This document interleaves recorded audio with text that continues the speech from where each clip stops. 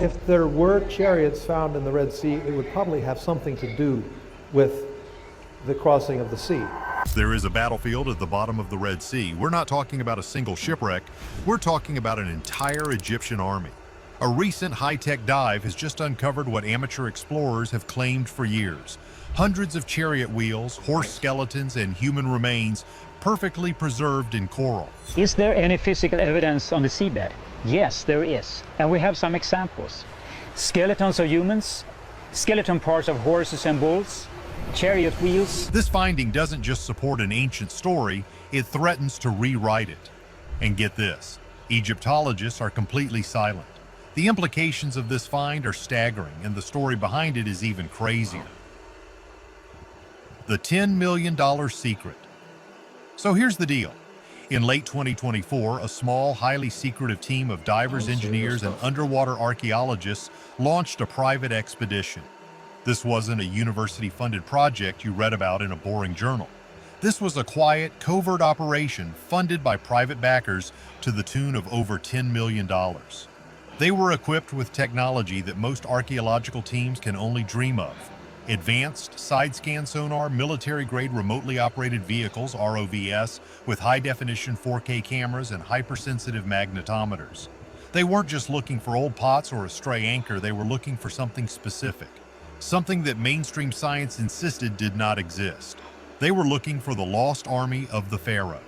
For decades, rumors and amateur reports had pointed to a very specific spot in the Red Sea's Gulf of Aqaba. The stories, often dismissed as fantasy, told of coral-encrusted chariot wheels, scattered bones, and the physical remnants of the Egyptian army from the biblical Exodus. For just as long, mainstream Egyptology and archaeology had laughed off these claims. They called it pseudoscience, a religious hoax, and wishful thinking. But this new team had a map. It was a map based on those old, ridiculed claims, and they had the technology to see what no one else could, or perhaps what no one else wanted to see. They started their search in a wide grid. For days, the sonar pulsed into the deep, scanning the seabed. Then the sonar operator saw it. Strange, symmetrical anomalies on his screen. These shapes were not natural rock formations. They were round, precise, and most chillingly, they were arranged in a long, linear trail. The team was stunned. The shapes looked exactly like wheels, hundreds of them. They deployed the ROV, a small submarine robot, sending it down into the dark, cold water hundreds of feet below the surface. The sub's high-powered lights cut through the gloom. At first, there was nothing but sand and rock, and then suddenly, there it was, emerging from the sand, a perfectly round shape, completely covered in coral. It was, without a doubt, a wheel, an ancient spoked chariot wheel. As the ROV glided forward, its robotic arm brushing away the silt, another came into view, and another, and another. It was a debris field, a massive one. The site stretched for nearly 1.5 miles. This was it.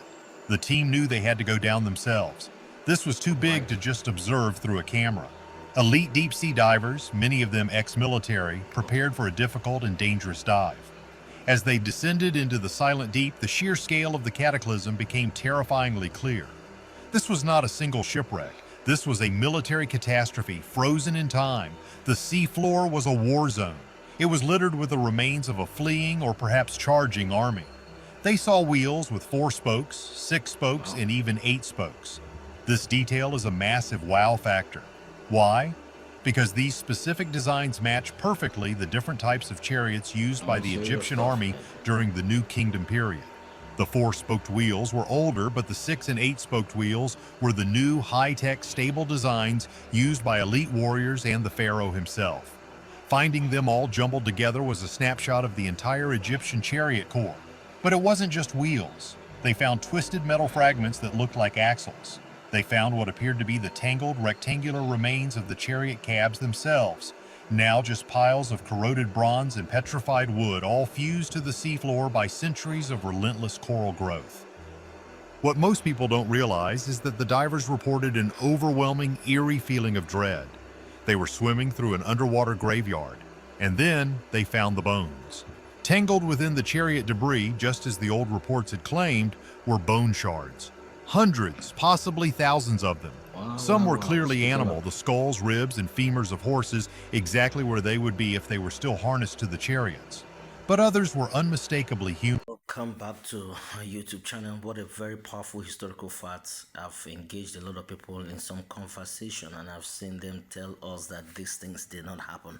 Well, now you have scientific verification that the God of the Bible does exist, and these were not just mythological stories that did not transpire, but they have real evidence that exist.